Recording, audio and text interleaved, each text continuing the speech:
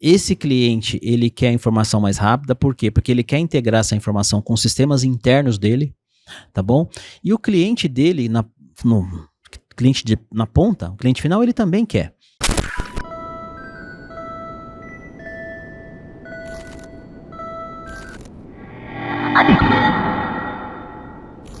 Olá, seja bem-vindo ao TegraCast, o seu canal de transformação digital na prática.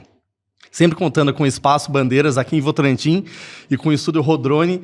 Hoje a gente recebe um convidado muito especial, Wagner Pereira. Wagner, obrigado por aceitar o nosso convite. Ok, pessoal, eu que estou honrado com esse convite, né? Eu acho que é uma oportunidade bacana de ter essa troca de ideias, né? Então eu que estou honrado com o convite, espero que seja um dia muito agradável, útil e que eu consiga realmente passar coisas relevantes para vocês, importantes, né? E com certeza eu quero sair daqui também aprendendo algo com vocês.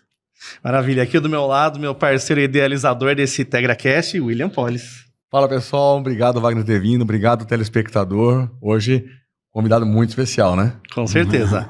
Wagner, fala um pouquinho para o nosso público. Quem que é o Wagner? Como é que começou a carreira? Fala um pouquinho sobre você.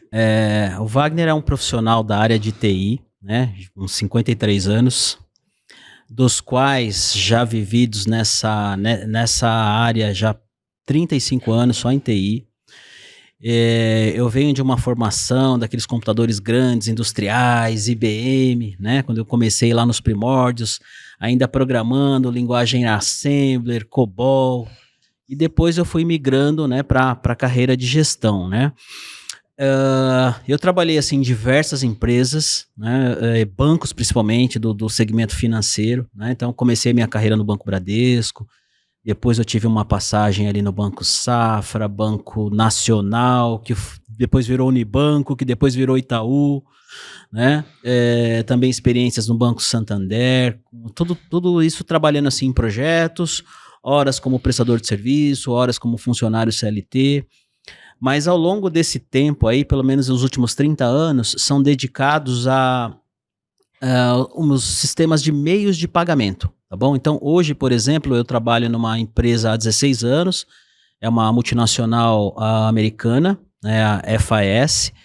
A FAS é uma empresa que ela tem múltiplas soluções, não só em meios de pagamento, né, em coisas diversas. Aqui no Brasil, especificamente, a atuação é com um software proprietário nosso, né, chamado B2K.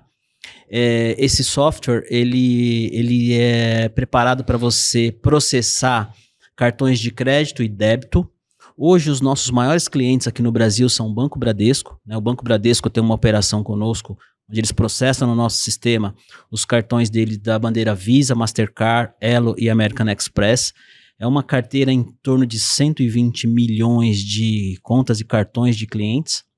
Então, quando você qualquer cartãozinho que você vê na rua aí, bandeira Bradesco, passando crédito, ele vai para o nosso sistema lá, né? Então, tem todo uma funcionalidade aí por trás, né?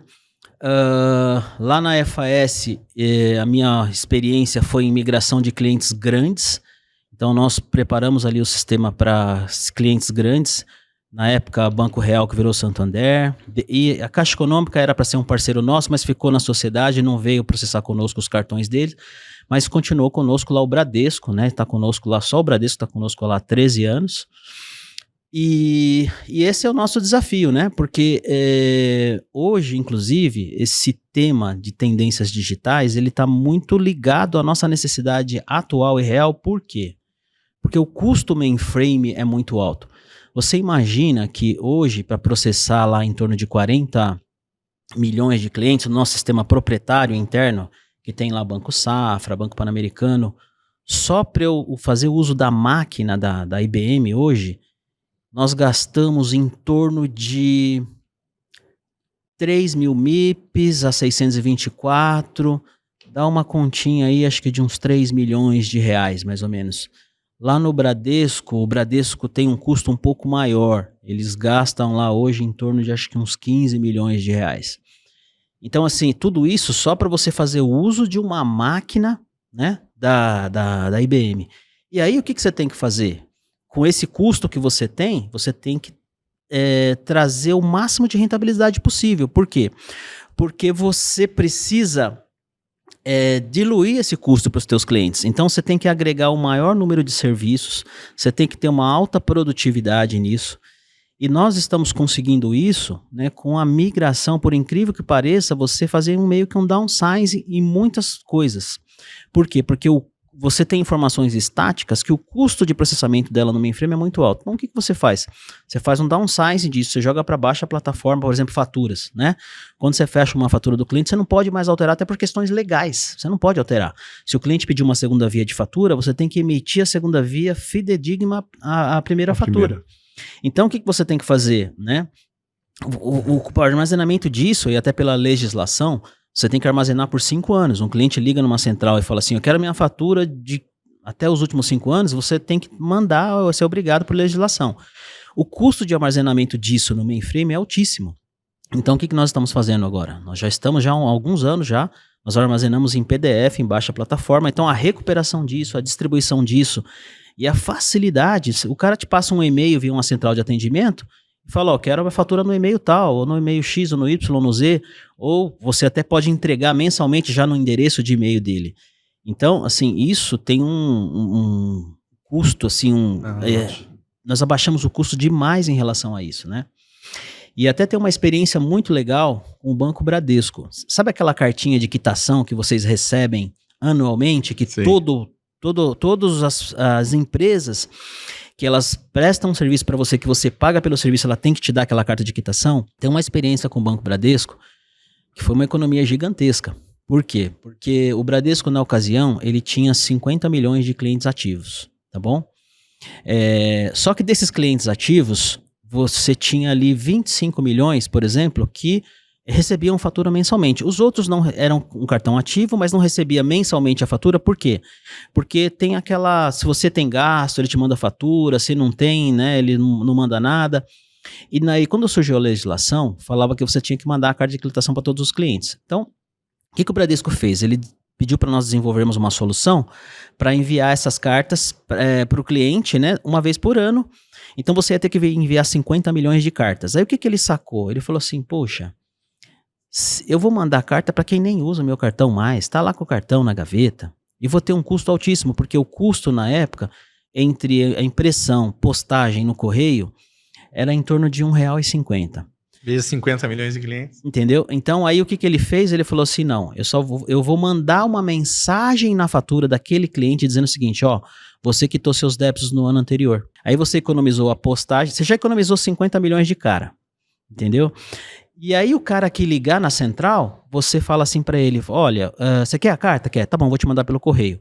Aí você vai emitir a carta para aquele cara que fez um pedido, registrou lá na central, ou seja, imagina a atacada. Então, quanto maior o cliente e você tem, dependendo da solução que você tem, economizou ali, estamos falando de 50 milhões a R$1,50, estamos falando de 75 milhões, né?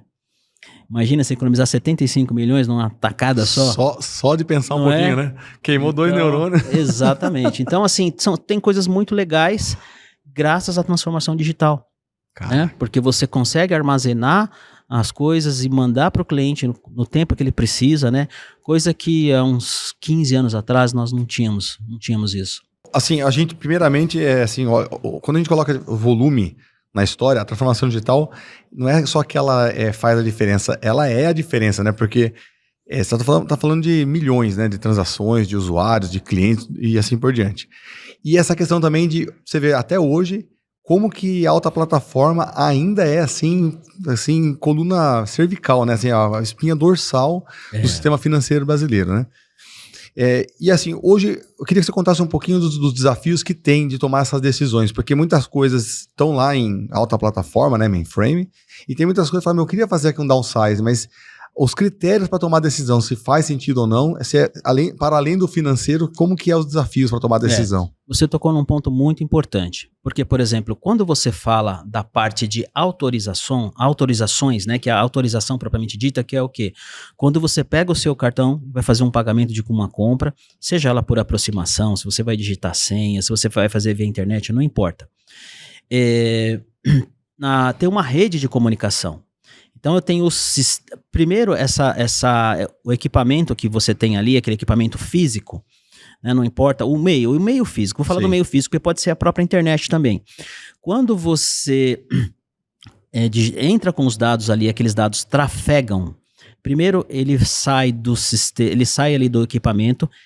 Ele vai primeiro por um sistema de estabelecimentos que é, por exemplo, o Avisa, hoje não hoje a Cielo, né, tem a rede, tem a GetNet. Então, primeiro ele vai para essas redes. Essas redes roteiam isso para o computador central da bandeira. Então, no caso, Visa e Mastercard ficam nos Estados Unidos. Então, vai para lá. Aí essa bandeira identifica e fala assim, ó, este cartão, ele é um cartão do Bradesco. Então eu vou rotear para o endereço tal. Aí já bate lá num sistema proprietário nosso para processar isso. Então é o cartão, por exemplo, do Guilherme. Então o que ele vai verificar? Vai verificar se o Guilherme tem limite, se disponível para compra, se autoriza a compra ou não. Então a rede Visa vai no sistema do emissor, né? Bate lá no nosso sistema B2K, aí nós respondemos de volta e dizemos ou aprova ou nega. Né? E aí ele faz toda a cadeia que volta até sair o papelzinho ou até sair lá na internet aquela mensagem de compra aprovada, né? Então tudo isso tem um ciclo.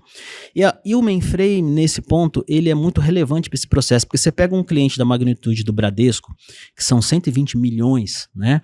Então o que acontece? Tem que ser um sistema rápido. Então nós temos um sistema específico só para autorizar. E o nosso sistema é em linguagem Assembler, cara. Assembler mainframe. Mas só para você ter uma ideia a relevância desse sistema, nós fomos por alguns anos considerado o melhor sistema de autorização do Brasil pela Visa. Por quê? Porque a resposta rápida, só para vocês terem uma ideia, para vocês entenderem de rapidez, o SLA que nós temos com essas bandeiras, Visa, Master, Elo e American Express, é em torno de 8 segundos. Eu tenho em torno de 8 segundos para responder uma autorização. Então, a partir do momento que a Visa roteia para o meu sistema lá para autorizar, eu tenho 8 segundos para responder. A precisão do nosso sistema hoje ela é tal que eu respondo em meio segundo. Então, ou seja, eu tenho uma assertividade muito grande. Então, esse sistema, por exemplo, eu tenho que manter no mainframe. Esse módulo, né? Mas, por exemplo, o módulo de faturas que nós conversamos agora. Como são informações estáticas, eu consegui jogar para uma baixa plataforma, armazenar, né, a informação de uma forma que eu tenho ela mais bonita, né? Você vai ver a informação hoje e você consegue até fazer propaganda nisso. Como é que era o caminho antes? O Guilherme ligava lá, por exemplo, numa central, falava que era a segunda via de fatura. Aí havia uma requisição, aí à noite o sistema BET ia processar, aí ele gera uma informação que vai para um birô de impressão, o birô de impressão produz isso, né, posta no correio, e aí chega na casa do Guilherme ali em 3, 4 dias. Agora chega em segundos.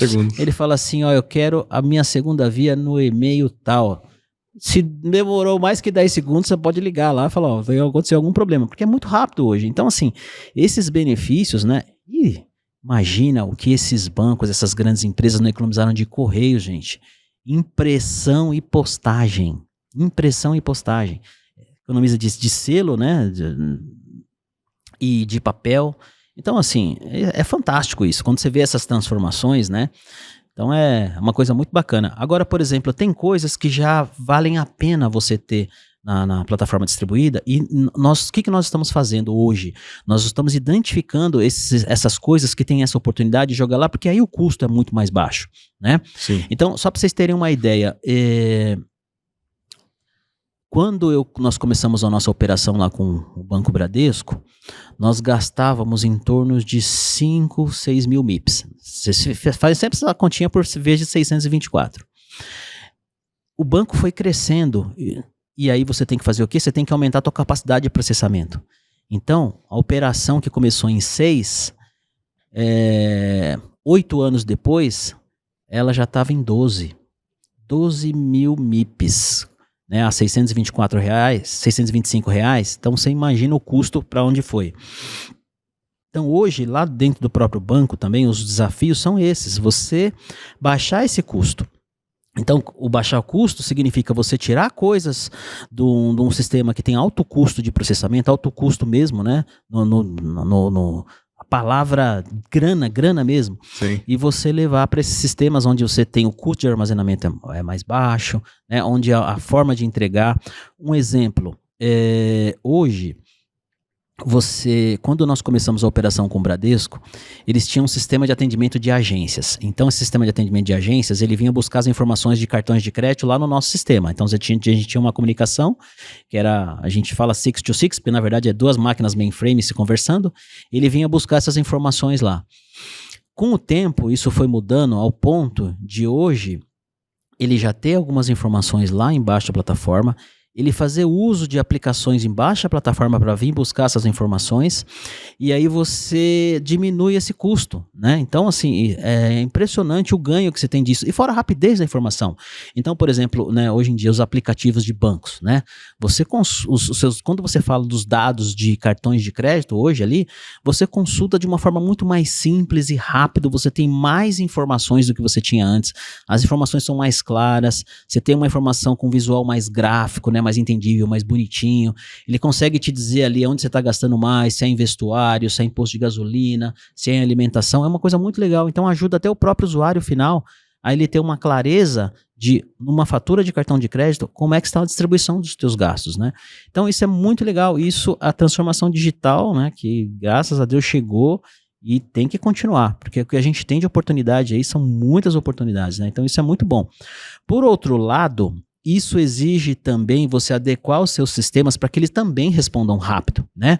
Porque o usuário que está na ponta, o Guilherme já sabe que hoje para ele receber uma segunda via de fatura é 10 segundos, entendeu? Então, assim, antes ele falava assim, não chega 3, 4, 5 dias, aí queria ligar para uma central para reclamar que não recebeu a segunda via de fatura. Então, hoje em dia é tudo muito rápido. Então, essa rapidez também exigem sistemas mais ágeis, mais eficientes, né? E de custo menor também, né? Então, é muito interessante isso, essas evoluções. Olha que legal isso, Polis. A gente está falando de transformação digital aqui em vários episódios, Wagner, e você está trazendo um cenário que geralmente a gente fala de transformação disruptiva. Eu tenho uma tecnologia muito nova, agressiva, inteligência artificial, aquela coisa toda, e você tá trazendo uma informação que é extremamente relevante, que é a espinha dorsal do sistema financeiro no Brasil, ele trabalha em cima de mainframe, assembly, né, e uma série de tecnologias que são antiguíssimas e extremamente estáveis, né? No teu dia a dia lá, você tem que lidar com a ansiedade, com certeza, das pessoas quererem consumir tecnologia nova. Como que é isso? Isso é muito interessante, até porque o nosso cliente nos pede isso, entendeu? E você tocou num ponto muito interessante, que é uma coisa que, inclusive, nós estamos passando por essa transformação. Nós temos que melhorar, entregar mais para o cliente, mais rápido, a coisa mais digital. Por quê? Porque o mercado competitivo é muito grande. Então, por exemplo, pelo nosso alto custo de processamento hoje, eu tenho que ter um cliente com volume para compensar para ele trabalhar comigo e eu compensar tê-lo na minha carteira também. Entendeu? Com sistemas, hoje com sistemas já mais desenvolvidos em baixa plataforma, com uma arquitetura, né, diferente. As empresas que têm esses sistemas, por exemplo, os nossos concorrentes, que não utilizam mainframe, mas que também têm soluções de processamento de cartão de crédito, eles conseguem abocanhar esses clientes pequenos. Por quê? Porque eles têm um baixo custo. Entendeu? Então, isso é uma coisa que, assim, esse é o nosso desafio. Nós temos esse desafio lá. Porque eu vejo assim que nós trabalhamos muito para economizarmos, para entregar uma solução mais rápida, mas assim, eu também quero pegar aquele cliente pequeno, entendeu? Por quê? Porque se eu tiver um custo bem menor e atrativo, eu consigo captá-lo e consigo oferecer um serviço bom para ele. Então, assim, hoje, por exemplo, recentemente vocês devem ter ouvido falar no mercado, né, numa empresa chamada Pismo, que foi comprada pela Visa por não sei quantos bilhões aí, e assim, qual que é o grande atrativo dessa empresa? Ela tem uma solução em plataforma distribuída, então num custo mais baixo, mais interessante, ela consegue pegar clientes menores, né? Então assim, hoje nós ganhamos muito dinheiro hoje no volume, mas nós temos hoje uma ideia de até ter um sistema paralelo, um sistema apartado, né, para a gente oferecer uma outra opção para o cliente mais interessante, né? Devido a todas essas reduções de custo que eu mencionei aí, nós conseguimos já colocar num preço mais atrativo, mas ainda tem muita oportunidade para nós aí. Olha, eu trabalhei no Santander lá no Casa 2, depois em Interlagos, primeiro na Guido Calori e foi lá em Interlagos, né? E tinha assim, muita gente lá que já estava atuando desde o começo, vamos dizer assim, a nascimento da baixa plataforma, as integrações e tudo mais. E aí sempre tinha aquela questão de o medo de a baixa plataforma não suportar determinados momentos, né? Você falou que está 16 anos nessa empresa, correto? Sim. Queria que você contasse, assim, desde quando você entrou para cá, né? Quais foram, assim, casos, assim, relevantes de transformações que aconteceram, do tipo, projetos que você lembra, assim, fala, olha, tivemos grandes mudanças, por exemplo, essa da fatura que você mencionou agora, outros desde 16 anos para cá. O mais relevante que nós tivemos foi realmente nos canais digitais de consulta às informações de cliente. Fatura é uma delas, né? Mas, por exemplo, hoje, pelo seu próprio aplicativo, você entra lá no aplicativo e você tem isso nos aplicativos do Santander, do Bradesco, os bancos grandes e até outros, né? Eu falo daqueles que eu tenho experiência.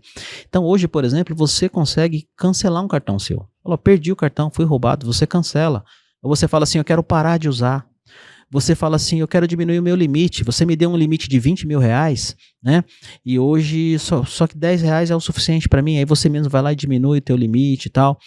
Então, assim, isso, aonde foi o ganho de trazer todas essas operações para um app? Central de atendimento. Por exemplo, a empresa que eu trabalho hoje, quando eu entrei lá 16 anos atrás, ela tinha em torno de 8 mil funcionários, depois ela subiu para 11 mil funcionários, dos quais 8 mil eram atendentes naquela ocasião.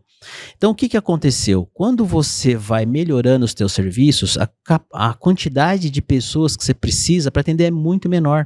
Então você foi reduzindo isso, reduzindo, e hoje, tudo bem que essa empresa, depois ela foi dividida em 3. Aí ficou uma empresa só de central de atendimento, depois ficou uma empresa só de serviços especiais, back-office e cobrança, tá? Que é o quê? Você se dedicar àqueles serviços que você precisa de mais tempo com o cliente. O cliente liga e fala assim, não reconheço essa compra, né? Ou ele pede um estudo, fala, olha, faz um recálculo dos bônus que estão na minha fatura que eu não estou muito confortável. Então esses serviços secundários que exigem um pouco mais de tempo são feitos por essa empresa que a gente chama de back-office, né? E também a parte de cobrança, né? Uma parte de cobrança, nós nos estruturamos para isso, para ter ilhas só de cobrança, para você ter um atendimento rápido para o cliente, porque ainda mais hoje em dia que a inadimplência está grande, você tem que recuperar o dinheiro o mais rápido possível, né? Então, a experiência que nós tivemos em relação a isso, a melhora desses serviços na ponta, onde o cliente consegue atuar diretamente, você tem justamente esse ganho que você reduz pessoas, né? Aí você fala assim, poxa, um monte de gente desempregado. Não. Por quê? Porque essas pessoas você vai usá-las para outra coisa, você vai, né? É como se fosse uma migração de serviços e talvez até carreira, por que não, né? Sim. Então, assim, nós tivemos muita economia disso. Então, a empresa depois ela se dividiu em 3. Ela ficou uma empresa só de processamento, que ficou a processadora, essa empresa de cobrança e back-office, e uma empresa só de central de atendimento. Essa empresa de central de atendimento, ela foi enxugada, ela foi otimizada de tal forma que ela passou a ser até cobiçada pelo mercado, e eles venderam a empresa. Então, o Bradesco e a FAS, que eram sócios dessa empresa, eles venderam. Então, quem comprou vocês já devem conhecer, uma empresa que chama Atento, que é uma dessas grandes. Mas, assim, tudo isso levou você a levar essa empresa para uma rentabilidade melhor, para uma margem melhor, né? Então, você teve eles rentabilizaram a empresa e venderam. Aí passaram a cuidar do quê? Mais de processamento e back-office, que essas empresas que tem hoje, né? E o Bradesco, por sua vez, ele quis uma processadora própria. Então, o que ele fez? Ele licenciou uma cópia do nosso sistema, levou e ele mexe do jeito que ele quer. E eles estão, assim, hoje, principalmente essa parte de canais digitais, eles estão melhorando muito mesmo, né? E o que você percebe? Você percebe que, assim, você tem uma economia de dinheiro muito boa, você tem informação entregue mais rápida, né? Mais produtivo, e por incrível que pareça, você consegue olhar coisas que você não conseguia olhar antes. Então você tem ganho de tempo, de produtividade, de dinheiro, né? Então assim, você tem ganho em todos os lados. Então os canais digitais foram uma coisa que transformaram os bancos, né? Vocês mesmos, você vê como é que vocês acessavam as informações do banco antes e agora, Então, assim, hoje é muito mais fácil, muito mais amigável, né?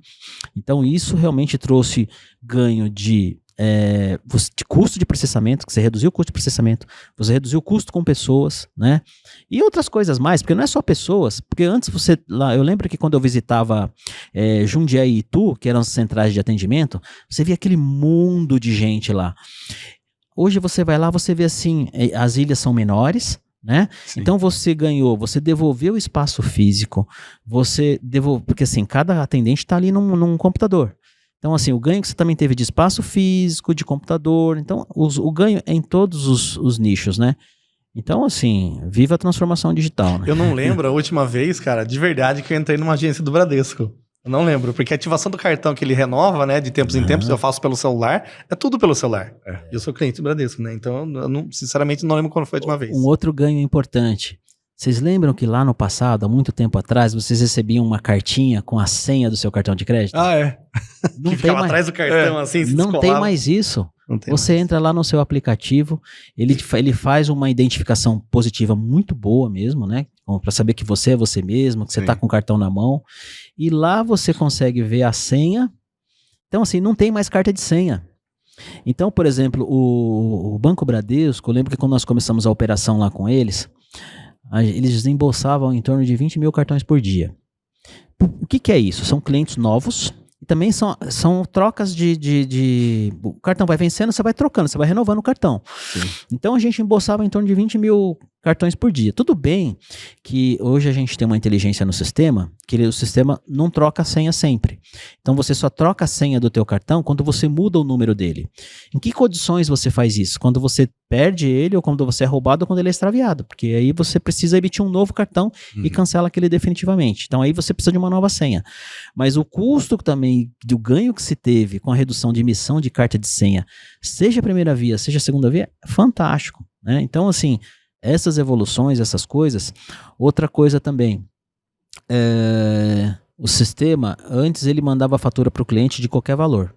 Então hoje você parametriza no sistema, você diz o seguinte, olha, se a fatura for até R$10, eu não mando papel. E também não coloco o cliente em cobrança, mesmo que ele não pagar, não tem problema. No mês que vem ele paga a fatura nova, porque é muito mais barato. O custo que você tem de papel, emissão, então assim, é uma coisa fantástica isso, né? E também fora as evoluções mesmo que você vê, que então, por exemplo, eu estava dando aquele exemplo do Reco-Reco, né? Hoje em dia, você não precisa mais do cartão físico. Outro dia eu fui no mercado e eu esqueci a minha carteira. Graças ao celular eu paguei, porque eu tinha lá meu celular na carteira digital. Entendeu? Você sabe que esse negócio de carteira, a carteira física, né? É esquisito, né? É porque eu aprendi com meu pai que um homem tem que carregar a carteira com documento e ele fala assim, o homem tem que ter um documento e um puto no bolso, né? Tem que colocar na carteira. E aí eu tento falar para meus filhos, você tem que carregar seu documento, seu dinheiro e tal na sua carteira. Ele falou, mas tá aqui. Ele tá aqui mesmo, né, cara? Não precisa. Aí esses dias eu fiquei, acho que passou umas 2 semanas, cara, aí que eu fui me ligar que eu não achava mais minha carteira física.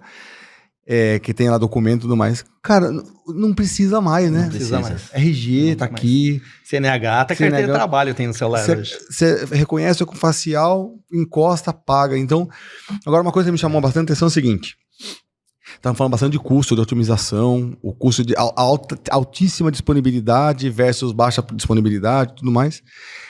Mas tudo que vai fazer tem como objetivo, pelo menos os grandes pontos que a gente falou agora aqui, a experiência do cliente final ser melhor, né? Porque você falou agora de autonomia. O cara pedia a segunda via 5 dias para chegar em peça, agora é 10 minutos. É sempre a autonomia do cliente final para ser uma experiência melhor, né? Sim, porque no nosso caso tem 2 tipos de clientes, né?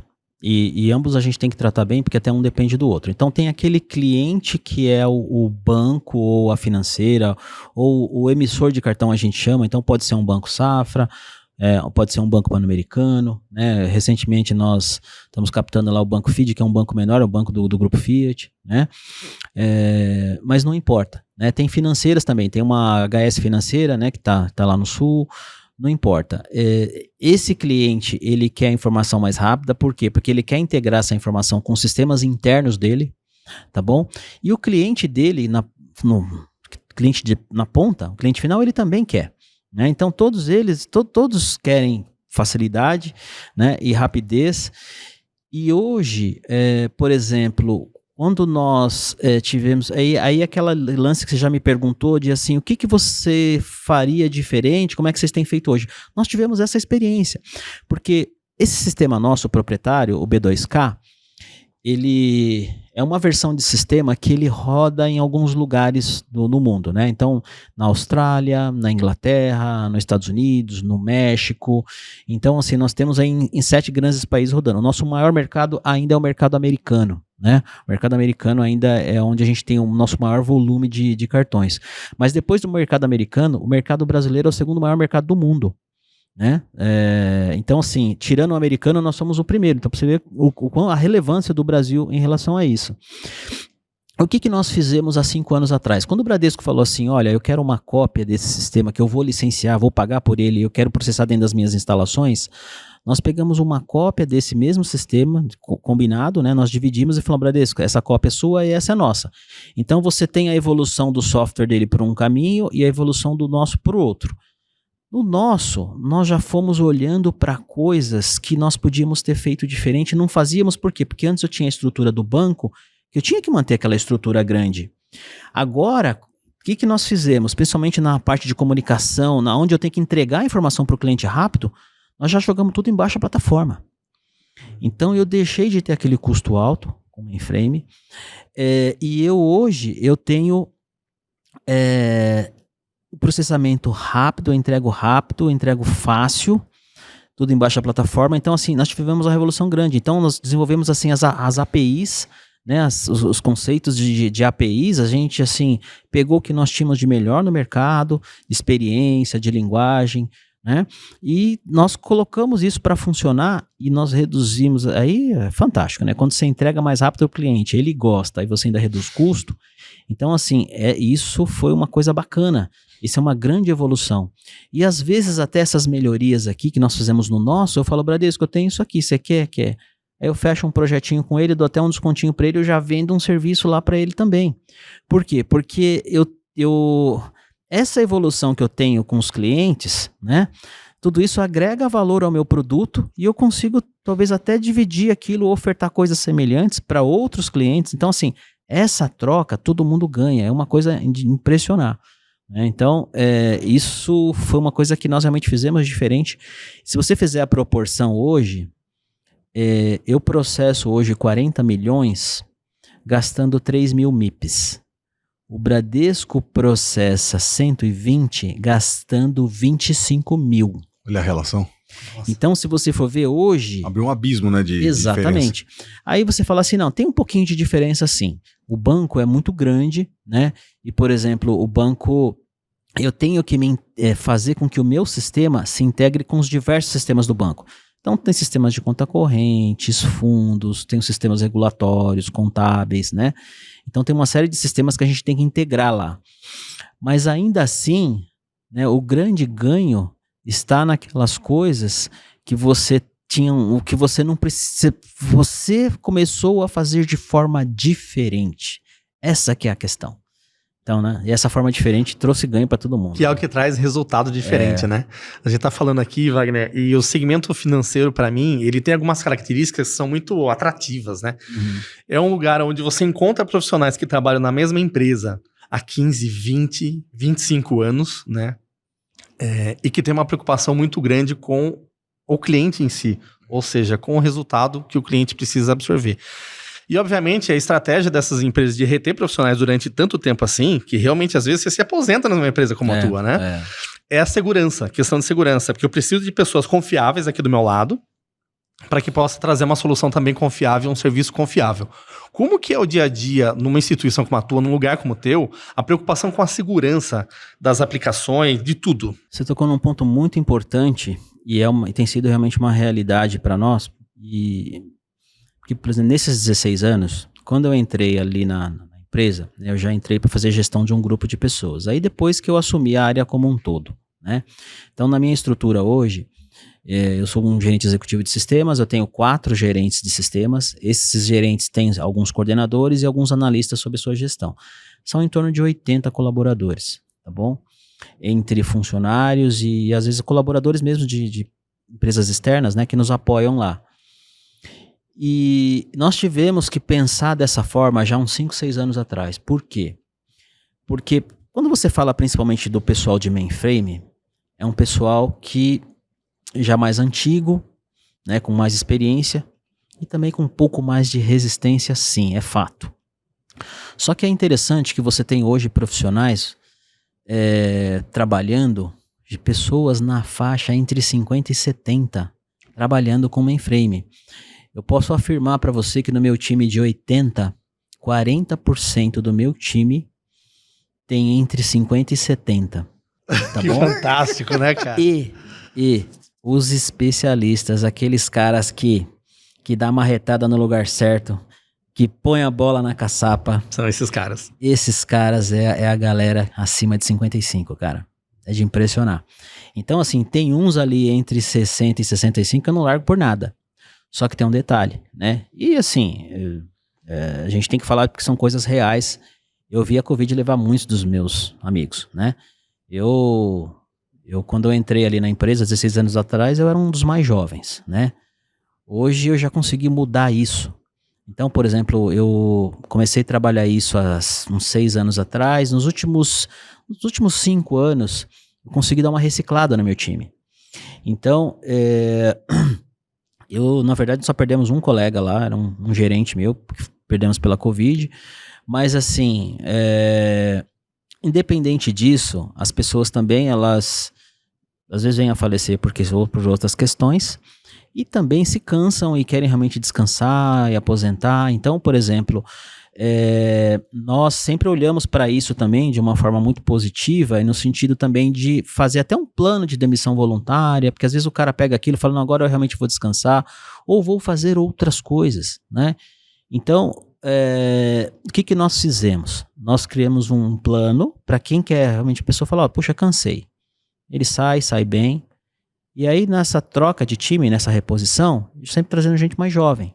Então, por exemplo, eu contratei há 4 anos atrás, foram 15 pessoas que saíram da empresa por motivos diversos e eu tive 15 novas vagas. Aí o que eu fiz? Eu peguei júnior, pleno e sênior.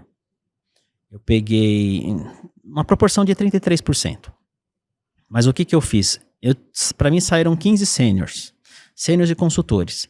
Então, quando eu trouxe júnior e pleno, eu já trouxe um time mais jovem, que pensa diferente, menos reativo.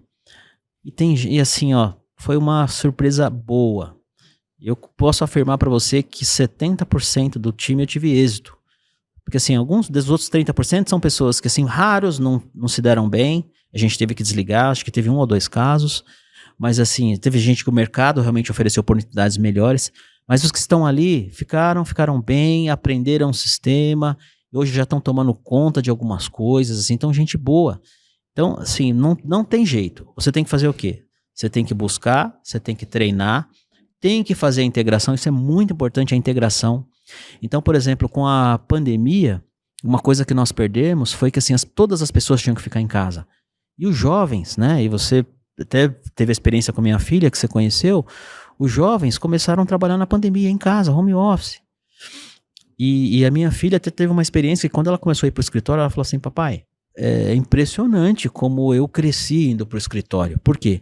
Porque ela também teve aquela oportunidade de ali, né, ver a identidade da empresa, conhecer as pessoas. Então, assim, a integração ela é muito importante. E a pandemia nos ensinou isso, né? Tem até hoje muitas empresas querendo que as pessoas voltem 100%. Eu não sou muito a favor desse modelo, mas é uma opinião particular minha. A empresa que eu trabalho hoje, que era uma empresa tradicional, era 100% home office. Hoje ela é um modelo híbrido e ela não vai mais ser 100% escritório, não vai mais nesse aspecto, né? Então hoje nós vamos para o escritório de 2 a 3 vezes por semana, ficamos de 2 a 3 vezes em casa. Então assim, mas a integração é importante. Então você tem que investir nos novos, você tem que treinar, você tem que integrar, você tem que capacitá-los. E você descobre que vem gente boa, vem gente disposta, vem gente querendo fazer acontecer. E eu tenho exemplos lá que todo ano eu tenho que segurar aqueles caras de um jeito. Então na hora de reconhecer lá, dá um plusinho a mais, chama aqui, dá uma coisinha a mais. Agora você era júnior, você já é pleno agora, você desenvolveu para isso, tal. Então, assim, isso é muito importante. E principalmente, por quê? Porque, infelizmente, quanto mais velho, as pessoas são mais resistentes às mudanças. Entendeu? Uhum. Então isso é uma coisa que a gente tem que provocar essas mudanças e até de uma forma tranquila, saudável, né? Para que seja uma coisa boa mesmo, né? Então é dessa forma que nós temos feito. Então qual foi o grande benefício? O meu custo por pessoa na equipe, eu consegui reduzir nos últimos 5 anos em 30%.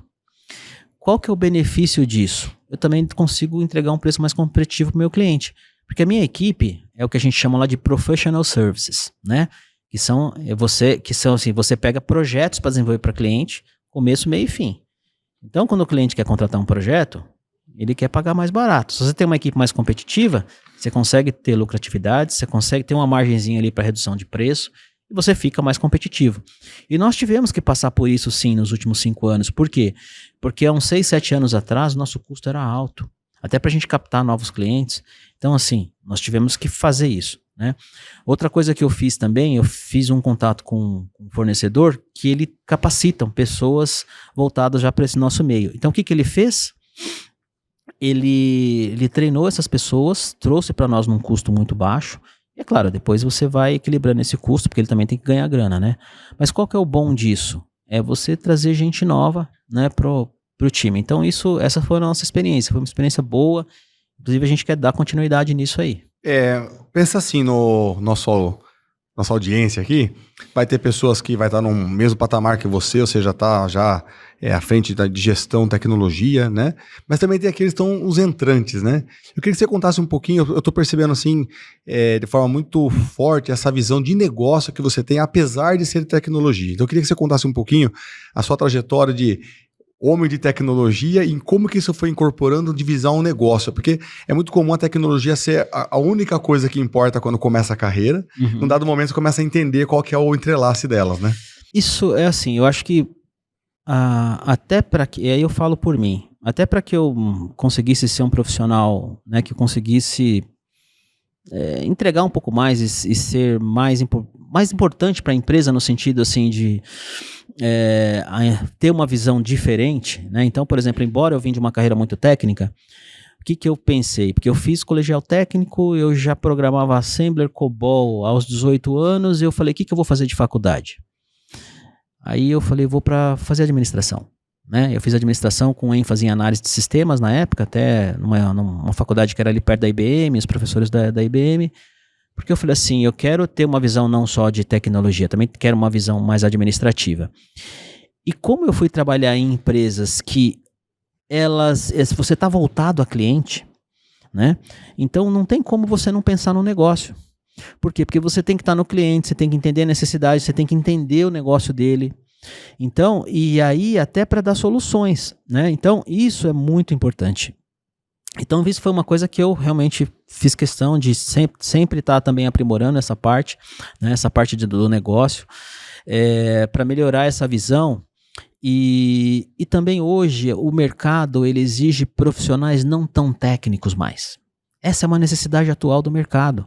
Então, por exemplo, eu tinha pessoas que eu trabalhei ao longo da minha carreira, pessoas que o pessoal falava literalmente, você tem que colocar comida debaixo da porta.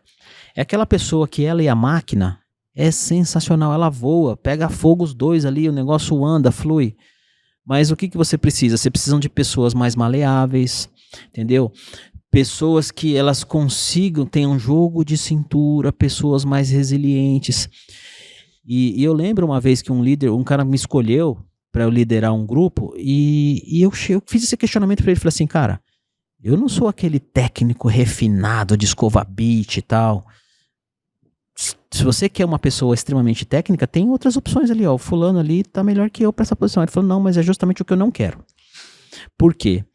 Porque ele falou assim, tem pessoas que às vezes para alcançarem os objetivos, elas deixam muitos mortos e feridos pelo caminho. E esse tipo de pessoa hoje em dia não serve mais, entendeu? Por quê? Porque você tem que alcançar os objetivos, né, da maneira mais tranquila possível. Não é que a coisa vai ser fácil, não, a coisa nunca vai ser fácil. Mas a forma com que você faz, ela pode se tornar mais difícil, né? E a necessidade de conhecimento do negócio também Por quê? Porque quando você vai numa reunião com o cliente, quando você precisa se posicionar, você precisa mostrar o valor da tua empresa também, o teu conhecimento de negócio, tudo aquilo, tudo isso é importante para o cliente enxergar que você é uma pessoa que realmente pode agregar valor ao negócio dele. Então, assim, é a necessidade faz isso. E eu também gosto um pouco disso, né? Então, uma coisa assim, bem, bem bacana. E eu, como estou nesse meio há 30 anos com meios de pagamento, então só para vocês terem uma ideia, quando eu comecei a trabalhar com isso, um software era um software americano chamado Card24. Aí esse software, o Banco Nacional usou esse software, o Unibanco usou, o Bank Boston, trabalhei no Bank Boston também, que agora tudo virou Itaú, né? Trabalhou com esse software. Depois eu fui trabalhar numa outra processadora que tinha outros clientes menores, mas também com esse software. Aí depois a evolução mesmo, aí veio um outro software melhor, aí veio o Vision Plus, né? Aí o Vision Plus, que hoje ainda está no mercado, e é um concorrente nosso, inclusive, é um concorrente do B2K, né? E aí também conheci esse software e esse outro software. Então, assim, você acaba conhecendo naturalmente o negócio como um todo. E a visão de ponta a ponta, né? Eu falei muito aqui para vocês do sistema de autorizações, que é um sistema relevante. Por quê? Porque é a captura. Então, assim, se você tem um sistema de autorizações que não funciona ou que funciona mal, o dinheiro escapa. Então, eu tenho SLA combinado com cada cliente hoje que eu tenho que responder 99,7% das autorizações que o cara me manda. Você vê a precisão que tem que ter o meu sistema? Entendeu? Então, assim, por isso que hoje eu respondo em meio segundo. Eu tenho SLA combinado com o cliente e eu só consigo também fechar isso com o cliente porque eu tenho que ter um sistema que eu confio por trás, né? Então, assim, o conhecimento do negócio, ele hoje é fundamental. Nós fizemos um trabalho há um ano atrás, um benchmarking, que na verdade o Bradesco exigiu isso de nós, porque como nós somos o Bradesco hoje ele é responsável por 50% do nosso faturamento, né? Nós vendemos serviços para eles bastante. E ele falou assim, eu quero saber, eu quero consultar o mercado, eu quero saber se o preço que você me cobra está aderente, porque se meu preço estiver muito acima, contratualmente eu tenho que reduzir. Se estiver muito abaixo, o contrato que tem hoje, ele não me deixa aumentar. Mas eles estão negociando isso, porque o contrato hoje está bom só para um lado, né? Mas brincadeiras à parte, qual foi a importância que eu participei desse trabalho? Nós fomos olhar a nossa concorrência também. O que eles entregam em termos de serviços, de negócio, de sistema, qual que é o capacity deles, né? A senioridade dos profissionais. Então, foi uma empresa que nós contratamos, na época a Deloitte foi fazer esse trabalho, e é um trabalho que ambos pagam, né? Nós pagamos 50% desse trabalho, e o banco também, que é justamente para ver a senioridade do nosso sistema, dos nossos profissionais. E hoje, você vê essa questão que você comentou de conhecer o negócio, ela é tão importante. Nós vamos renovar o contrato com o Bradesco agora por mais 5 anos. Principalmente porque os conhecedores do negócio estão do nosso lado, não do lado dele. Por quê? Porque a rotatividade dele é muito grande. A nossa, ela é pouca. Então eu tenho profissionais ali que eles conhecem aquele negócio, dominam com propriedade. Então, assim, é uma coisa... Então isso é muito importante. E acho que se eu tivesse que dar um conselho hoje para a galera técnica que está chegando, olhe um pouquinho para o negócio, olhe um pouquinho para o todo, né? Eu tinha uma chefe que falava assim que a gente tem que olhar a floresta e não somente as árvores, né? Porque é você olhar e é verdade, né? Cara, um bate-papo é bom demais, né? Cara. Dá para ficar aqui um dia inteiro tranquilamente, mas a gente já está caminhando para o nosso fim. Pode, alguma consideração? Cara, assim, ó... Antes de você chegar, eu estava conversando com o Guilherme, né, em relação a como quando você tem um profissional que ele conhece de ponta a ponta, ele é engajado, ele é comprometido, ele quer realmente buscar uma forma de melhorar a si, ao negócio e ao time, como que isso gera frutos assim em longo prazo. Então, tudo que você trouxe aqui só reitera e reforça isso. Então, acho que é uma aula. Você falou que queria aprender alguma coisa. Rapaz, eu aprendi um monte aqui, viu? Eu também. Não, pensando agora no nosso público, né, que está aqui, pensa que mensagem que você traria para essa pessoa, para esse gestor, para esse cara que está começando, para esse cara que já está na carreira. O que você quer trazer para ele? O que eu que eu diria, o que eu digo, né, eu acho relevante e importante em todo esse meu tempo de carreira, é que o nosso maior patrimônio são as pessoas. Então, assim, primeiro nós temos que saber selecionar as pessoas corretas, descobrir o melhor de cada um, ver onde a pessoa é boa, né? E nós usarmos da melhor maneira possível. Então, eu tive experiências diversas que eu podia passar um dia aqui contando para vocês em relação a isso, de colocar a pessoa certa no lugar certo. A outra coisa, você tem que ter meios, ferramentas de valorizar os profissionais, né? Por quê? E não é necessariamente grana, né? Uma coisa que eu aprendi também, que é grana, aquelas pessoas que são movidas a grana, uma hora ou outra ela vai te deixar. Mas quando não é só isso, né? E eu tive retenções importantes que eu fiz lá na empresa em 2022, esse ano foi pouco, mas o ano passado tive que fazer várias retenções. E o que foi importante para eu reter a pessoa não foi a grana. Ele até aceitou ficar comigo por menos do que ele recebeu lá fora, mas o que ele avaliou? Ele avaliou o ambiente que ele trabalha, as pessoas, onde ele consegue crescer mais. Então, assim, nós precisamos pensar nas pessoas, investir nas pessoas. Outra coisa, as pessoas têm que ter conhecimento. E nós temos que criar oportunidade para as pessoas conhecerem, né? Porque eu vejo o seguinte, uma coisa que eu aprendi muito cedo, na minha posição como líder, a minha responsabilidade principal é desenvolver pessoas. As pessoas têm que sair diferente de como entraram sob a minha gestão, elas têm que crescer. Então isso é fundamental, né? Isso faz parte, porque nós vamos passar na vida das empresas, mas, né, o que vai ficar? Né? Como é que vai ser a continuidade? Né?